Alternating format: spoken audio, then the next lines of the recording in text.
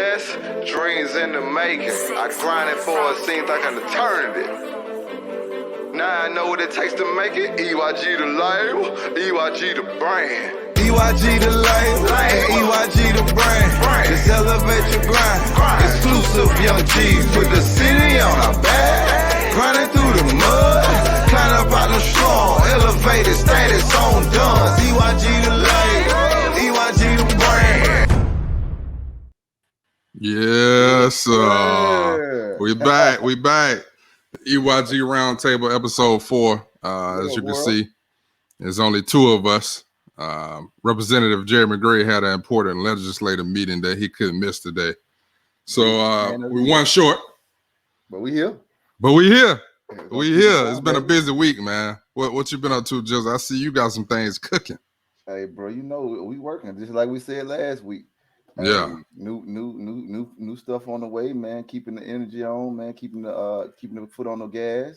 We got clip the brakes, so it ain't no stopping. Yeah, you been working out. You think I ain't know about what you been doing, but you know I got my sources, so I'm gonna play some for the people. Minutes to society, yo, trying to get my life right.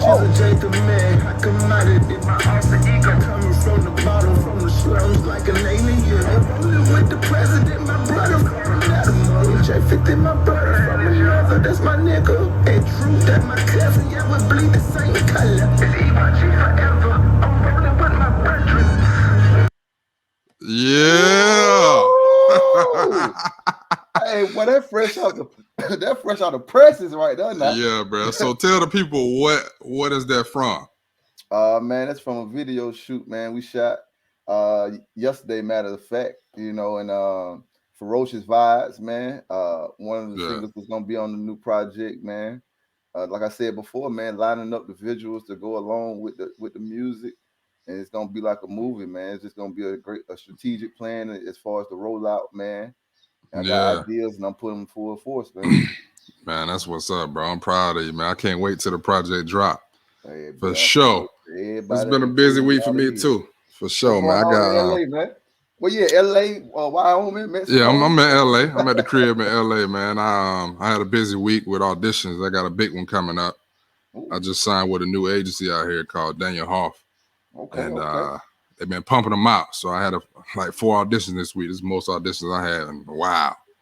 So yeah, just grinding, man. But that leads us into the segue of our guest, who is one of my mentors in the industry. You know, he's one of my favorite actors, somebody that I looked up to before I was blessed with the opportunity to meet him. And definitely a living legend. You know, he's give him all his roses. He's one of the people, man, that is a legend. He's been doing it, I think, professionally since 1990. So, man, you gotta know who this guy is. But if you don't, you've been up on a rock. I'm gonna play one of my favorite scenes from our brother, the OG. Triple OG. Peter, man, be one. Come on now. You know what, Jeff? I mean, things have changed, man. It ain't like the days when it was 7 of us on the chitlin circuit. I mean, if you wasn't so busy building a bowling alley, you'd see that. So you know about that, huh? I know about everything. I'm just trying to figure out how you did it. You think I'm stealing from you, right? If the Shaw agency is going to give you a cut of the 10% that I'm giving them, I might as well keep the goddamn money in my pocket. Leave us alone. We need to talk. Ray? You can step outside, Joe. I'll be in my office.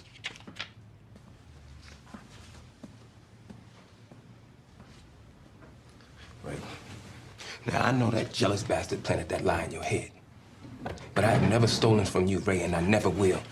I got myself a small business loan, and yeah, Milt Shaw was giving me a little extra, but I'm not a thief, Ray. Yeah, what about that, Jeff? Huh?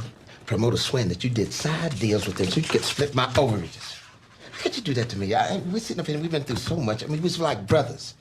You know what, Ray? If we were like brothers, why are you paying Joe more than you're paying me? Damn all that. You broke my heart, man. Well, you know what, Ray? You broke mine a long goddamn time ago. But then there it is.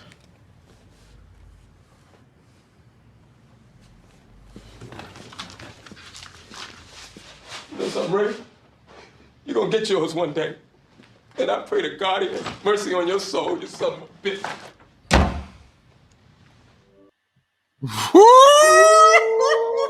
OG out there. Hey, listen, bro. Without further ado, man, we gotta bring the OG in, the great legend Clifton Powell Sr., man.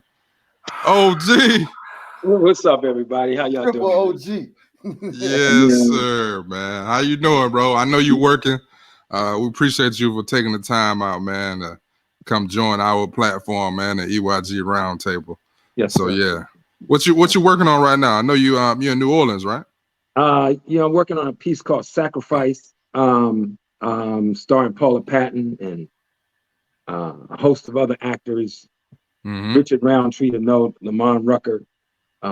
It's a lot of new young actors whose names elude me, and Vanessa Bell Calloway is here, and so it's a really wonderful piece. It's going to be a legal entertainment type piece, and it's really, really very, very exciting and very poignant, and I'm glad to be a part of it. And man, listen, bro, that's some heavy hitters in there, including yourself, man. I'm definitely looking forward to that. So, speaking of, man, you've been doing this. I said 1990. Is that correct? You've been doing it professionally. I started the business in 1979, 80. And you started in New York doing theater first, right? I went to college in Boston. I went to Emerson College in Boston, and hung around Boston. I graduated in 78, and then I hung around Boston for another year doing, substitute teaching. And then I came to New York in 89. I'm 79. God, I tell you, it seems like yesterday. And I came to New York in 79 and joined SAG in 79. And just did a lot of theater, and then did 10 years in New York, 10 hard years. Everybody was there. Angela Bassett, Charles Dutton, Denzel Washington, Sam Jackson, and we were all Essa Paytha Murkison, and we were all Ving Rhames, and we were all young, poor actors, and struggling actors, and we just held on, bro. We just held on.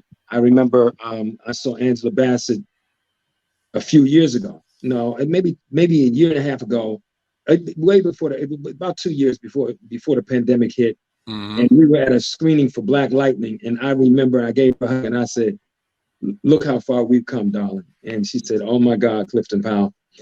I've seen Angela over the years because we both lived in LA, but the time that I remember most about our young years in New York is I was, and ironically, I just finished doing an episode of The Last OG, and I was walking down Broadway and 46th Street, and I remember me and Angela Bassett were leaving the equity office on 46th Street, I think it is, and Broadway, and we stopped. I had $2 and she had $5, and we got a slice of pizza and a soda, and we got the train uptown. And then, 25, 30 years later, man, we're all working and doing well. And it's just a blessing, And again, I was in New York last week for a few days, and I just get nostalgic every time I go back, man, because I just could never imagine these days, being a working actor. I just didn't see it. Yeah. Man, listen, those stories like that, man, it's empowering for me as an actor who's now a working actor that came from, the days where I had those $2 and $3. And, trying to get me a slice of pizza. Yeah. And to hear like the greats say, like, oh, I've been there too. It lets me know that, there's hope, there's possibility for all of us to grow and to get to that place. Yes, so what where did your acting journey start? Like, did you always want to be an actor? I know this, but tell the people, like, how did you get into acting? I think, I never really wanted to be an actor. I wanted to be a football player. And I wanted to be, I'm from Washington, D.C., Southeast. Mayfair. Southeast. What position you play, OG? Mayfair, Parkside area. I grew up in Mayfair. And I really wanted to, I grew up watching I'm a 60-year Washington Redskin fan, which is now the Washington football team. And I wanted to be receiver Charlie Taylor. That's all I ever wanted to be, man. And I never really had any aspirations to be anything other than Charlie Taylor. And because I love Charlie Taylor. He started off, for all the old school guys out there, my friends from DC that know football, Charlie started as a running back and then he became a wide receiver. And he was the prototype for all the greats in the game, you know, as receivers, Jerry Rice and all those guys. So Terrell Owens and all the great receivers, Keyshawn, you know, so that's really all I really wanted to be. So I didn't have any aspirations to be in acting. You know, I always had a big personality, and I was the class clown, and I was always that kid that, you know, if you needed somebody to get up and do a poem or be in the talent show, I just did it just because I was a cut up. I was like you know, I remember my dad, God rest his soul, my dad came to 2 PTA meetings in my whole life, and I was a patrol boy. And I remember somebody dared me I think it's 2nd or 3rd grade, maybe 4th grade, to lay out in the middle of the street. And so I actually, and I'm supposed to be on patrol. I laid, you know, I saw the car. I was so fast when I was little. And I saw the car and I knew the car couldn't hit me. And my dad went to the PTA meeting and came home. He said, "Who the hell you think you are? Red Fox or Richard Pryor, you damn fool? You gonna lay out in the middle of the damn street?" And so I used to do crazy stuff as a kid. And I remember they used to call me, I never talked about this part. They used to call me Ironhead when I was like 5 and 6 and 7. And the big boys be like, "Ironhead, come here." And, you know, they'd be sitting on the stoop drinking wine. They'd be like, "Watch it. This guy hit his head on the wall, man, and don't even bother him." So I would go run my head into the wall. And, dude, so I was a cut up, but you know, back in my day, it was no comedy. I mean, the only comic you had was Bill Cosby and maybe Richard Pryor, Flip Wilson, and those guys, but comedy wasn't super big. And so I never, you know, so from that, what happened was I grew up, my mother died pretty tragically when I was 4, and my dad was a functioning alcoholic. So my dad worked at nights, and I spent most of my time on the weekends. I had to leave the hood and go to my sister's house in the suburbs. And a lot of people out there know, but my nephew is the sportscaster James Brown, you know, on JB. JB, big old JB, that's my guy. Shout out to JB. JB was always like a role model for me. So his mom and I have the same mother and different dads. So she's like my mom. And so when my mom died, I spent the weekend with them to kind of keep me out of trouble in the hood. So anyway, make a long story short, JB was an All-American at DeMatha. So in the 9th grade, I decided to go to DeMatha and play football and try to play basketball. And I was so bad at basketball that I cut myself from the team. It's over with. I just told the coach, I said, "You know what, coach? I don't think it's going to work out." Don't leave. So really what happened was I was horrible in basketball. I was pretty good I was great in football, but I was so little. So what happened was I gave somebody the finger on the back of the bus at a Catholic school going to basketball practice, and I got cut from the team. And I kept getting into detention, you know, because back in DC, you know, I didn't grow up with the kind of racism that people grow up with now. So I'm cutting up with my white friend, Charlie Wiles. I know Charlie Wiles. Charlie's probably not listening, and him and Joe Lassick, but I'm the only black guy in detention with these white guys. And we were like brothers, man. Yeah. So I decided to transfer from St. Anthony's and from DeMatha, which was a basketball school, and go to St. Anthony's, which was an inner city, diverse Catholic school, just to get into a boy and girl school, because I was getting in so much trouble at DeMatha. So that summer I saw a play, and you know, being from the hood, I'd never seen a play. So I went to my guys that told me about St. Anthony. I said, "Yo, what was that?" It was like, "That was a play." Like, "What is a play, dog?" It's like, "Man, you just get on stage and act stupid." I was like, "Well, I've been acting stupid all my life. I can do that." So when I got to St. Anthony's, again, I don't know what hit me. I played baseball. They had no football team. And I tried out for the basketball team. And lo and behold, God rest his soul, John Thompson Sr. was my high school varsity basketball coach. And I don't have to tell you, I didn't make that team. That's crazy. In fact, John that's a cut legend. me. Big John cut me from the team when I was at home. I was at home sleeping. He called me. He said, "Don't even come back to practice." Don't even worry about it. And so I played JV, and the only reason I made the JV team is they didn't have enough guys to play. So I never really got in any games. And I tell everybody when I go home, I was the only player in basketball who didn't want to go in the game. So coach would look down the bench and say, Clifton Powell. I'm like, you know what, man, I'm on my homework. I'm good. I don't really need to go in the game because I used to get so nervous. So anyway, make a long story short, I went to the English teacher who was directing the play. And I said, yo, his name was Mr. Redden. And it's all African-American school with the coolest white kids and black kids, right? Yeah. And there were some tough guys in my school. So I went to Mr. Redden. I said, listen, Mr. Redden, I want to do the play. And I don't want to do no damn singing. Because I had nothing else to do. So I was just effing around. So he put me in a beat. He said, well, Clef, he was kind of nerdy guy. He said, we'll see if we can put you in the play and maybe you'll do pretty well. That's how I got started. So I did the play, and I have no idea what I did. And my dad, God rest his soul, I tell this story. My dad came to the play, and I told everybody, I told my cousin, I said, please don't let my daddy get a drink, because if he comes to the play, something's going to happen. So I'm in the play doing Little Abner. And then, you know, there's a scene where we're running around in the play. It's a musical, and you get zapped. So I'm frozen on the stage next to one of my best friends, and I hear my dad call out my nickname. And he comes up to the stage to shake my hand. And I don't have to tell you what happened in a mostly African-American school. They started laughing so hard, they had to take my dad out. And I decided I wasn't going to school for like a week. I just didn't even come back for like a week. So my tell him the nickname. What's the DC nickname? My nickname is Sweet Pea. Because when I was little like little Sweet Pea off of Popeye.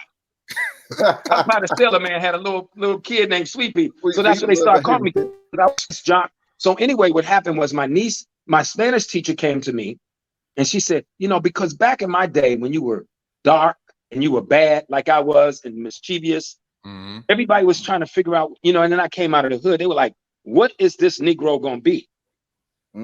Is he going to end up in jail? But people like I was charming, but I was goofy as hell. And I was always into some stuff. But I guess they saw something in me. So she said, maybe you should try acting. And I said, bitch, I ain't trying to be no actor. And I wasn't trying to be mean. Yeah. I was just a hood cat in a wrong place. That's really what I call it. I was a fish out of water. She's like, boo, I'm like, go ahead with that old bull crap. Boo, ain't nobody trying to be no damn actor. So my niece came to the play and she said, Cliff, maybe you should be an actor. I'm like, I couldn't call her no name. So I was like, we'll see. So basically, and I tell everybody, and it's a long ass story, but you got to hear so you can really understand where I came from. All I wanted to be after that was a bus driver. Because I didn't have any goals. So the reason I wanted to be a bus driver is because bus drivers in 1972 made $6.50 an hour. And when I started working at Kentucky Fried Chicken in 1970, I made $1.25 an hour. I said, shucks, if I could make $6.50 an hour, I could probably be a millionaire by the time I'm 100. If I do my math right. Yeah. If I do 70 years, I could probably really put some money away. And so a lot of times when people talk about people out of the hood, it's what we've been exposed to. So the way the gods have it, one of the guys in my program heard about this program called Workshop for Careers in the Arts. I just rode up there to protect him because it was in a rough neighborhood. And one of the teachers kept coming out, asking me to come in. Finally, after the fourth time coming out, I said, yo, homie, what is it you want me to do? I went in, I did a little improv, and I'm gonna cut this short because it's a long story. And long story short, they saw something in me and they put me in a program.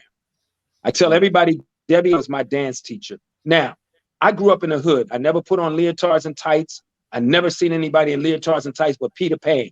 So right. I was like, I'm not finna wear no leotards and tights. I can tell y'all that right now. That's not gonna happen. Right now. So every day I went to dance class, Debbie Allen hit me with that damn pointer and said, I done told you, Mr. Man, because I would come to dance class with dress pants, a wife beater, and hard dress shoes. Old school. Everybody else had on leotards and tights. So after about 3 months in the program, one of the teachers, God rest his soul, brought me in a room and he said, Sweet Pea, they want to put you out the program. I said, what, man, I ain't bothering nobody in here. And I'd never been around, gay people or anything like that. And I said, man, I don't know nothing about these people, man. He said, these people are human, Sweet Pea. He said, now I'm going to tell you what it is. I see something in you, son. And I think they should keep you here. So I told them that you're going to be in my class. You're not going to change classes, but you got to wear your leotards and tights. So me and Charlie Brown, God rest his soul, we had a stare off. You ever had a stare off with a man, with a person? For like 15 minutes, I just stared at that Negro. And something inside of me said, give in. And then what happened is I was just, honestly, just horrible. I don't even know what's past horrible. I was dreadful. Because I didn't want to be there. I didn't understand it. And then a teacher came in named Glenda Dickerson, and God rest her soul. She ran the drama department at Spelman and at Michigan State. And she took me under her wings and taught me some of the rudiments of acting. She put me in a play, the lead in one of the plays, and I start catching on. And this is the last part of it, and it's going to make me cry, but I'm going to try to tell you.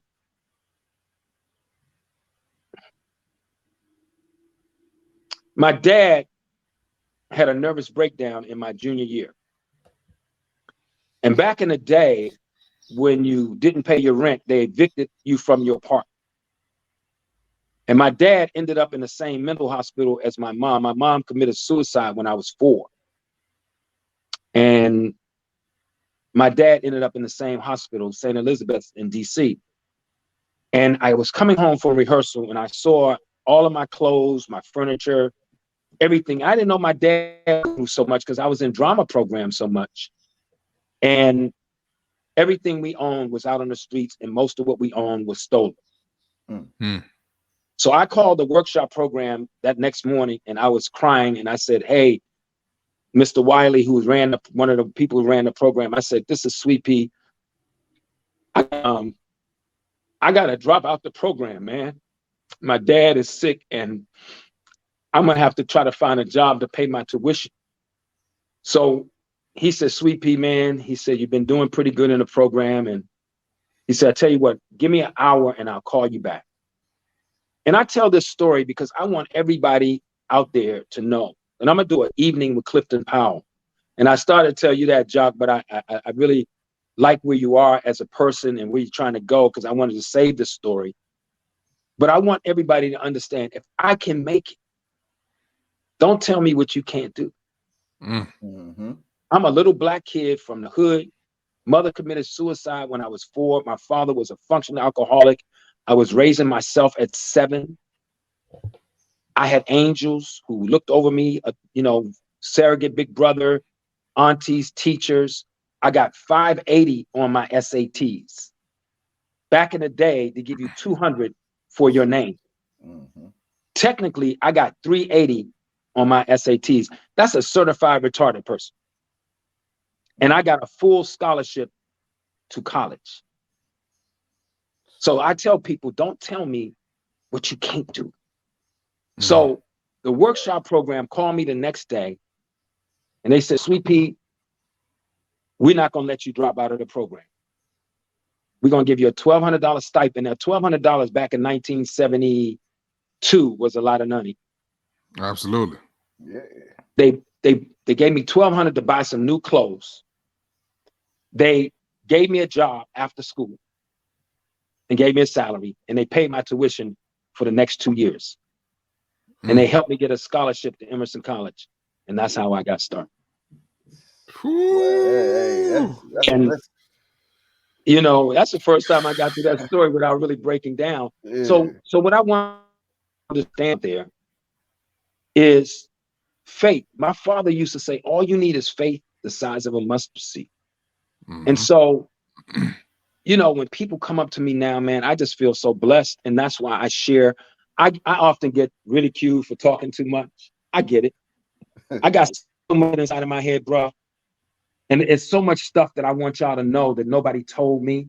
How to handle my money, how to be gracious to your fans, how to deal with family, how to deal with relationships, how to deal with kids, how to deal with fame, how to deal with people who are trying to set you up. It's a lot of stuff, man. And as we're seeing, people's relationships are crumbling, people's marriages are crumbling. We're losing actors and musicians and rappers every other day. Some of my friends have died and didn't have enough money as artists to be buried. I didn't get my first bank account until I was 45 years old. So there you have it. Hey man, let's go to the next topic because we'll be on there. We'll be on talking about all Jock, day. you know, Jock, this is your fault because you asked some damn good questions, bro. Hey man, listen, bro. I'm asking what I know the people need to hear because you know, like I mentioned earlier, man, you're a mentor of mine, and I've heard these stories, and I know what it does for me, you know, and I know how it keeps me going. So, you know, that's what the people need to hear. So one of the things I do want to get to is how did the audition for the show rock? And I know you know, a lot of young people that's gonna watch this, they might not know about the show rock, but they do know the great Charles Dutton.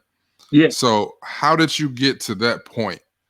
And well, I'm gonna show that clip, but what led up to that audition? What happened was I got referred when I first got to LA. When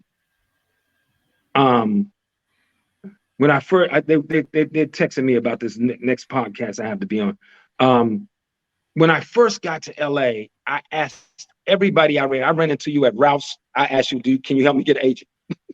Hey, I would go to parties and have all my pictures and resumes in my swimming trunks or in my back pocket.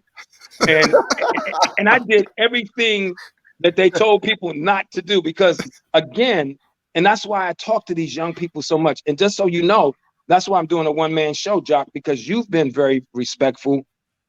But a lot of young people out there, men and women that I've met have been very, very disrespectful. Yeah. And they would give Brad Pitt more, you know, respect than they give me or Angela Bassett because these new millennials, not all of them, but some of them just don't get it. Yeah. They just don't get it. So in any event, I was at a beach party and I saw Charles Dutton, and you know, he couldn't even get through the crowd. There was so many people stopping him. And one of my guys had gone to Yale, one of my friends. So I said, hey, Mr. Dutton, I'm Walter Bennett's friend. He said, yeah, hey, brother. You know, he couldn't stop, man. Like people were going crazy. And so I found a manager, I found an agent through a friend, and I did a monologue. And I tell all actors, keep a monologue that you can do well, because you never know when you have to do it on the spot. And I did the monologue. I went into to sign with the commercial division. And the commercial lady looked at me and she said, you know, this is back in the early 90s, and wasn't too many dark people in commercials. She's like, I really, she didn't want to say, I just think you too black for commercials. She's like, I just don't think you're the kind of commercial type. And I was like, okay. She said, but let me take you over to the theatrical agent. And so when she took me to the theatrical agent, I did a monologue from Zoo Man and the Sign, and she was frozen. She said, oh my God. She said, let me get the owner of the agency, and they signed me on the spot. So I got a call once I signed with them about a month later, 6 months later maybe, for Rock. And they called me in and said they were looking for a cracked out crack dealer to do one episode. And so, you know, of course I knew who the great Charles Dutton was. So right away I got gassy, you know, because I got nervous. I like, the great Charles Dutton. So what happened was I memorized everything. I don't just study my stuff. I memorize. So I do a performance in the room. So I got dressed up like a crack dealer, like a crack. He was a cracked out crack dealer. So I had dirty clothes on. I put black stuff on my teeth. I had dirt on my face and my hair. And I had dirty ass clothes on when I came into the audition space in the lobby. Mm-hmm. So I'm upstairs. I mean, everybody auditioned for that role. They had on jeans and sneakers. Everybody's looking cool. Because I'm from the theater, man, I came in looking like a real crackhead. Yes, sir. Yeah. Lo and behold, about 5 minutes later, here comes Charles Dutton down the hallway. And I stopped him again. I said, hey, Mr. Dutton. He said, hey. I said, walk up in. All right, thank you, brother. And Dutton, after I went in and got the role, Dutton told everybody, he said, man, when I seen that damn Clifton Powell, I thought that nigga was a real crackhead. He said, in fact, I told the other producers in the room, I said, they got a real crackhead out there. And so that's how I got the role. But let me just say this that I want all the young people to understand. I did a performance in the room. I always memorize mine. I do all of my theatrical, beginning, middle, and end, what my objectives are. So when I got in the room, I had my stuff memorized and I went toe to toe, just like you saw it in that scene with Charlie Dutton. You did, yeah. And because he was in the room when you read, I got right? home. Huh? He was in the room when you read, right? I went in the room. Did the scene just like you saw it.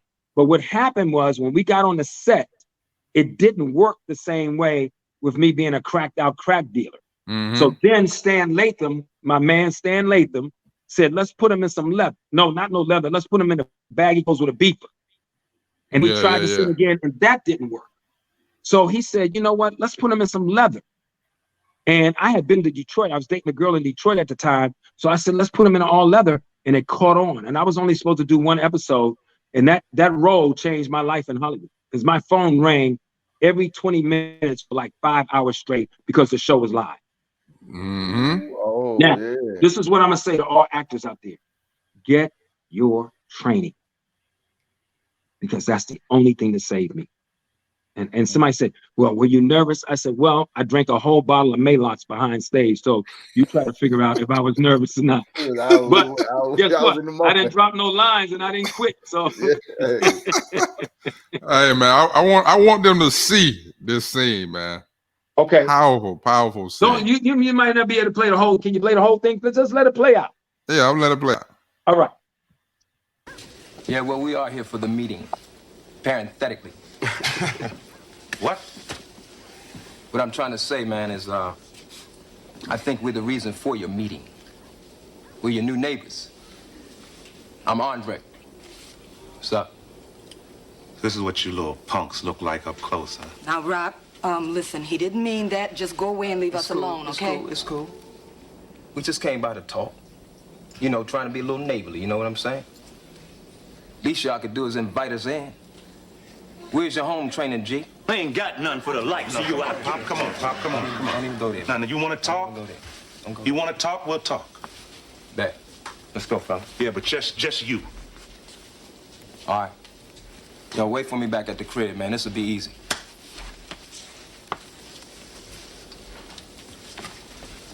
Okay, Mr. Big Shot crack dealer. Let's talk. Yeah, that's cool, but just you. I ain't going nowhere. Me either. Rock, I don't want him in this house at all, much less alone with you. Oh, no, it's okay, Eleanor. It's okay. I can handle this little punk. Now, Pop, please. I want you and Joy to take Eleanor upstairs. Oh, Well, no, I ain't baby. happy with this, son. Pop, please. Come on, Eleanor. You remember, son, I'll be right at the top of the stairs. Save your breath, Rock. I've seen too many of my friends go down with the help of suckers like this. I ain't going nowhere. No, it's okay. It's all right, Joy. It's all right. It's all right.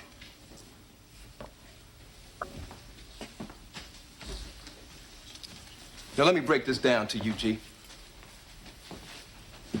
I got a nice little thing going across the street, you understand?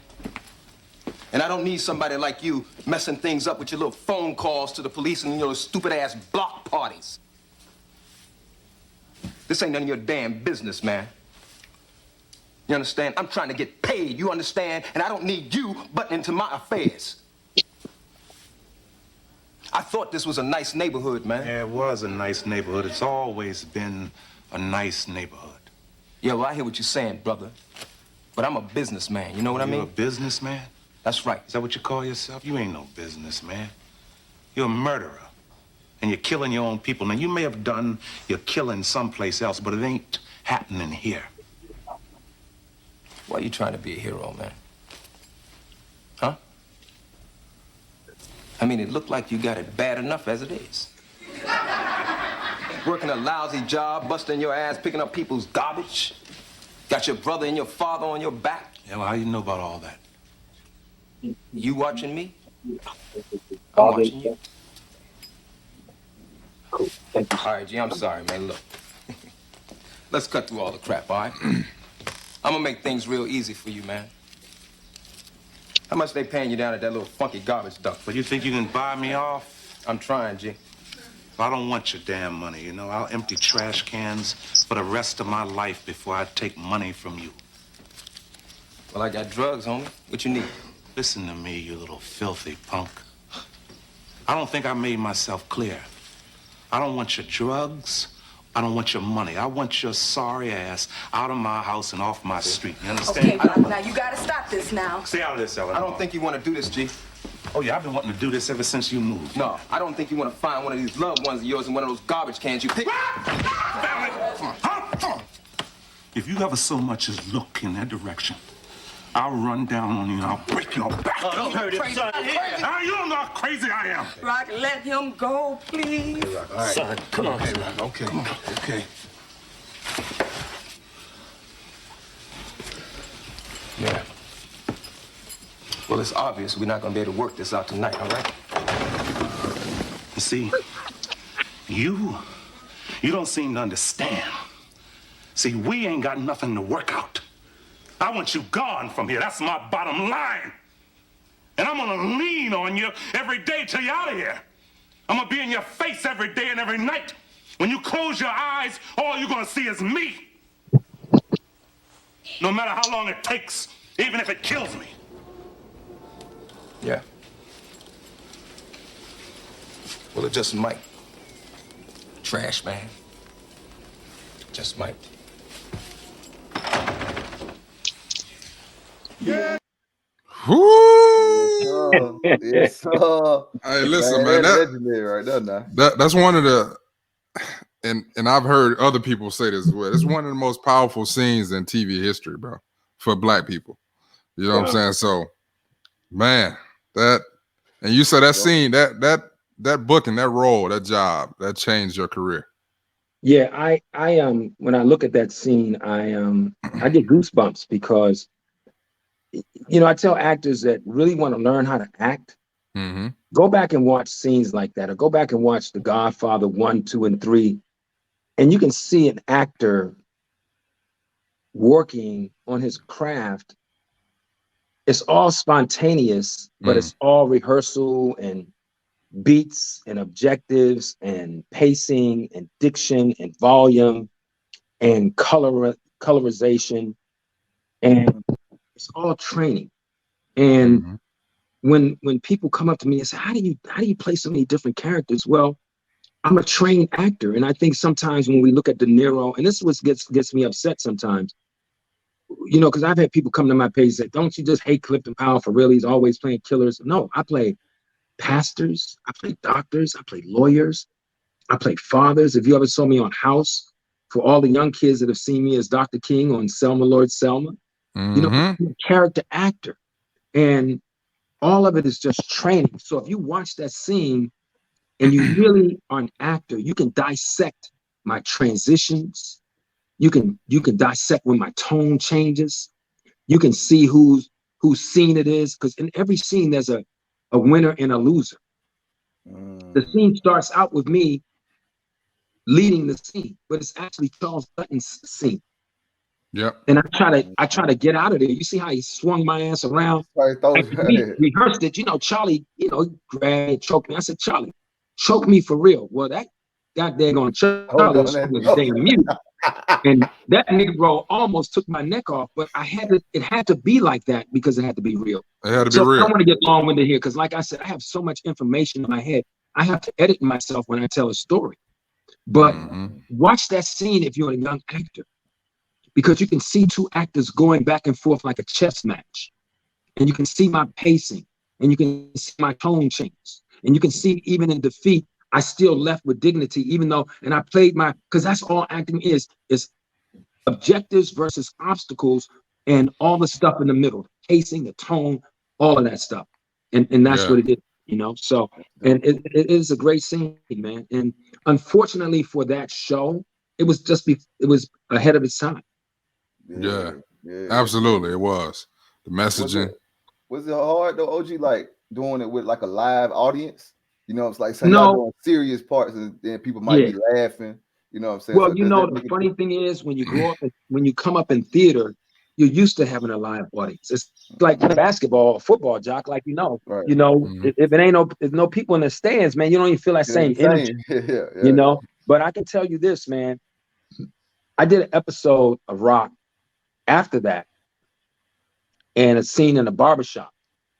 And I got to tell you this, bro. I have never been so terrified. 2 times in my life where I was terrified. I forgot my lines.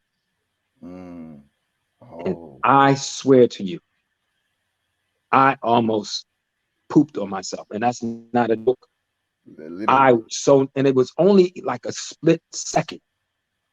But when you're on live television with the legend, Charles Dutton, you got to be on point, bro. That's what I try to tell people. Like I tell my girl who I'm training, you got to stay on point, darling. When I tell my son, I'm just like, dude, you want to be an actor, stay on point. This is not a joke. It's different now. You don't have to go in the room. I think it's harder because they can't see your personality. Can't see the personality, They can't see your personality. Sometimes I got a role they were never going to hire me because I'm so dark and so strong, but they saw my person like, you know what? He's not going to really scare everyone. He's really a nice guy. He went to college. Yeah, he got a degree. Because I told everybody I lost the role because they thought I was so dark, I was going to scare everybody. And they told me that. But that was the sign of the times. And, you know, some girl said, well, why don't you just sue the network? I'm like, you know, that was 20 years ago. I want people to understand what my journey is. It's not about me calling out the network and suing anybody. I should have done that 20 years ago. Yeah. But I will say, I want you guys to know how they tried to block me and they couldn't. Because when there's something that's meant for you, can't nobody block you. Nobody.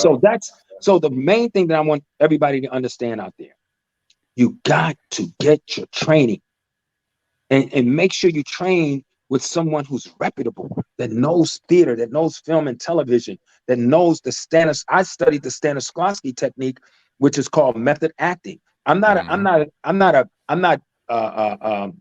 married to the fact that Meisner may not be the same. Meisner and Stanislavski, Meisner is just an offshoot of the Stanislavski system.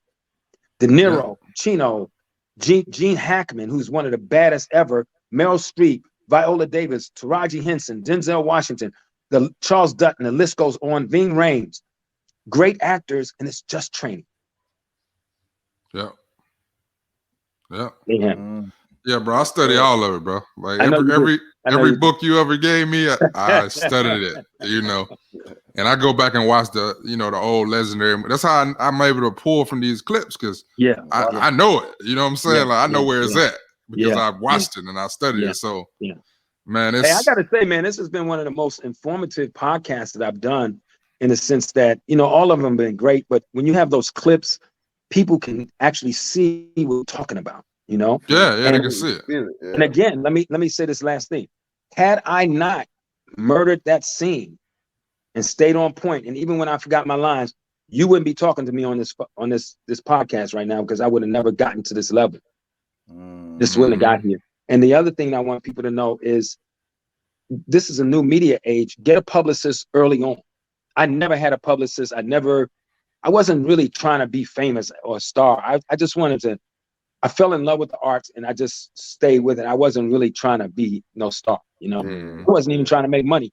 I remember, and I stopped right here. My manager in 93, she said, do you want to be rich? I'm like, nah, I just want to act. She said, well, daggone it, Negro, I want to be rich. I was like, oh, okay, well, okay.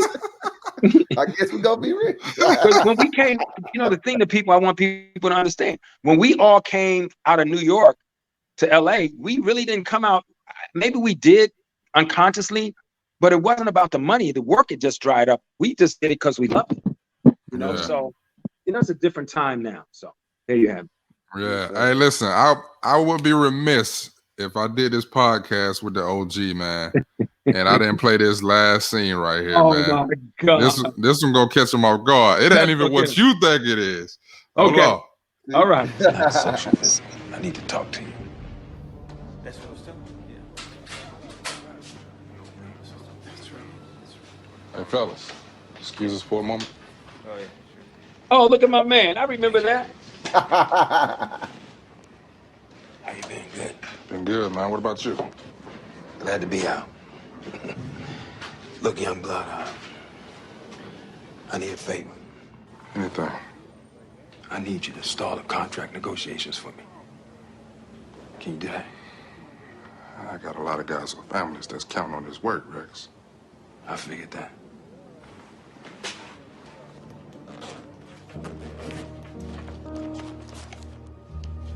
You think this will help the family out? Looks like our contract negotiations are about to take a turn for the worst. Yeah. Ain't nothing like that paper. Ain't nothing like that like paper. that Nico paper. changed his mind. I ain't even think about it 5 seconds. Yeah, he ain't even think. He's like, well, we all going back to jail, whatever. Hey, listen, bro. You know that's one to this day. That's one of my favorite scenes I've ever done. Not only just because, like when I read for that role, that guy was like the manager of like the waste management company, right? Yeah. And they initially were looking for just like an older, normal guy, black guy, you know. Mm-hmm. And you know, of course, I walk into the room. I'm 6'7". They're not really looking for me. Yeah. But you know, when you do the work, like Cliff saying, you go and you do a performance, a lot of times they can't say no. So that was like my first role that I booked just because I did a great performance. That's and good, I just wasn't a big guy. So yeah. that, and then not only I was able to work with, you know, one of the legends that I looked up to, and you know, build on top of that bond and that relationship, man. So getting a chance to actually do the work with you, man, that was dope, bro.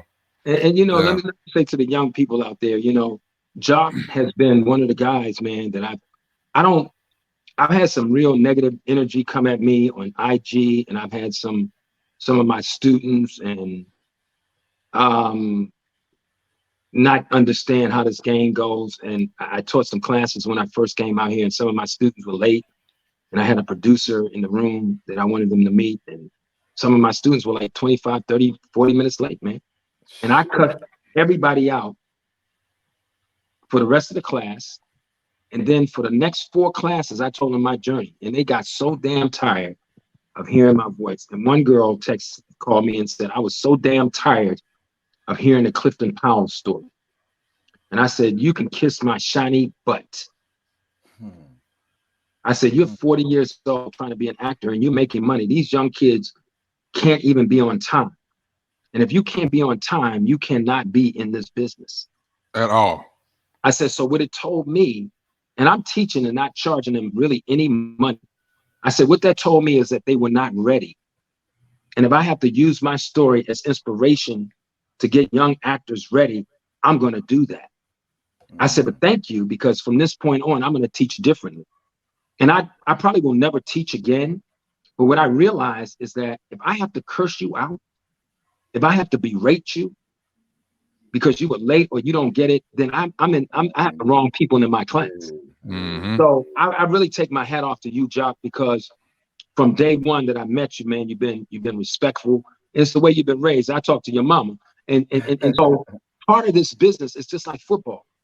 My son Clifton, 6'7" point guard, 2 guard. And I asked the guy years ago before Clifton was really that good, and now Clifton stop right now and go to the league. I said, what's the most important thing? He said, to make it to the league, he said, be coachable. Be coachable. And you're coachable, bro. And so when you walk in the room, Jock, and you do the work, they not only do they see the work, but they see your spirit. Because that role, had you not played him as gentle as you did, it wouldn't work. It wouldn't work, yeah. And that was one of the things too. that you talked about from the Rock thing about the diction, the delivery, the coloring, the tone. Yeah. That was the thing that I knew I had to bring to that character with this character Rex. Right. You know what I'm saying? Like, in order for that scene to work, it had to be that. So yeah, you're absolutely right. That was my mind frame with, you know, that character.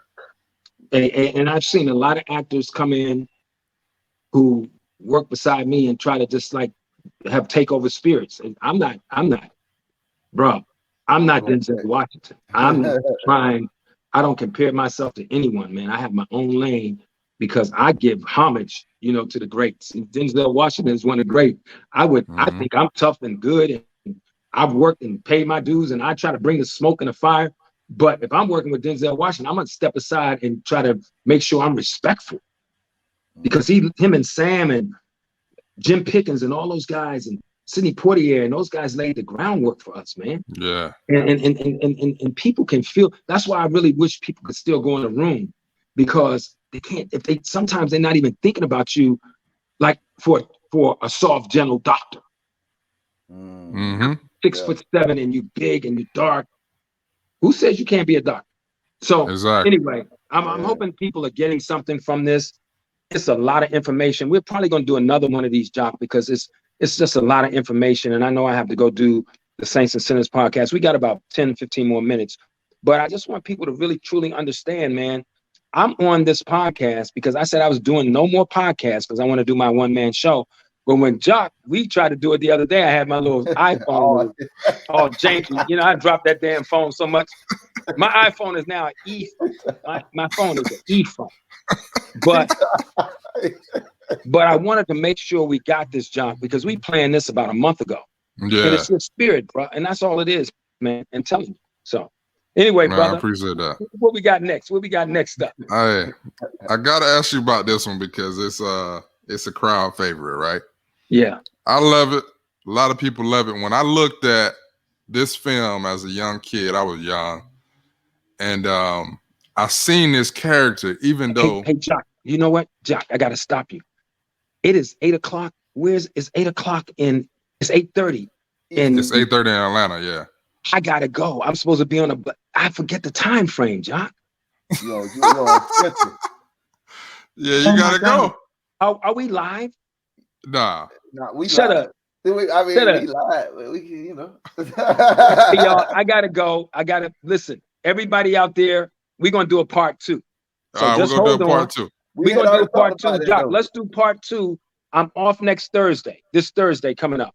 Let's do a part 2, and we're gonna do it when I'm not. I just lost. The time frames. I'm an hour behind you guys. Yeah, you're in New Orleans, right? Yeah, I'm an hour behind you guys. So, no, I'm in Fayetteville, North Carolina. Don't tell nobody I'm in New Orleans. Anyway, listen, young people, listen to this young man. Do the work. Get you some good training, and by anything, just have faith and get your work assessed. But make sure you get your training. Everybody, tune in and watch Saints and Sinners tonight at 9 o'clock. And Jock, we'll see you on Thursday. All right, part 2. Yeah, part 2. All right, man. It's my been man, real. Jizzle yes, James. Sir. Yes, sir. I'll see you guys Thursday. Jock, call me Thursday morning, and we'll do it early afternoon, early evening on Thursday. All right, cool. And don't God bring bless the y'all, e-phone. man. I appreciate it. I had a ball, man. Yeah, don't bring the e-phone now. No, I'm gonna stay on my flip phone here, baby. All right, man. Until next time, people, stay elevated. Hey, we out, baby. We out of here. I love you, brother, man. All right, love, bro.